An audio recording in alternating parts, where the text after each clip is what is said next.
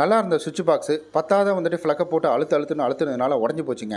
சரி ஓகே இதை மாற்றலான்னு சொல்லிட்டு வந்துட்டு சாக்கெட் வாங்கிட்டு வந்தேன். சாக்கெட்டை வாங்கிட்டு வந்து இதில் ஃபிக்ஸ் பண்ணலான்னு சொல்லிட்டு பார்த்தா ஃபுல்லாக போட்டு டைட்டாக அடித்து வச்சிருக்கிறேன். அதுக்கப்புறம் வந்துட்டு எல்லாத்தையுமே கழட்டி முடிச்சுட்டு சரி இருக்கிறபடியே வந்துட்டு பார்த்து இதில் ஃபிக்ஸ் பண்ணிடலான்னு சொல்லிட்டு தான் எல்லாத்தையும் வந்துட்டு இருந்தபடியே வந்துட்டு எடுத்து பார்த்து ஃபிக்ஸ் பண்ணி முடிச்சாச்சு.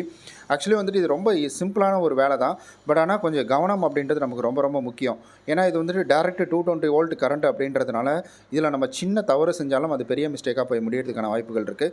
அதனால தான் நான் எப்போவுமே இந்த மாதிரி வந்துட்டு இது பண்ணக்குள்ள, அதாவது எலக்ட்ரிக்கலில் வேலை பார்க்கக்குள்ளே கரண்ட்டில் வேலை பார்க்கக்குள்ளும் சில விஷயங்களில் கரெக்டாக டெஸ்ட்டை வச்சு செக் பண்ணி பார்த்துட்டு தான் பண்ணுவேன். எல்லா ஒயரையும் சரி பண்ணிக்கிட்டு அதுக்கப்புறம் வந்துட்டு ஃபிக்ஸ் பண்ணதை எடுத்து மூடி எல்லா ஸ்க்ரூவையும் போட்டு நல்லா டைட் பண்ணி விட்டு அதுக்கப்புறம் அதுக்கு மேலே ஒரு கேப் ஒன்று கொடுப்பாங்க.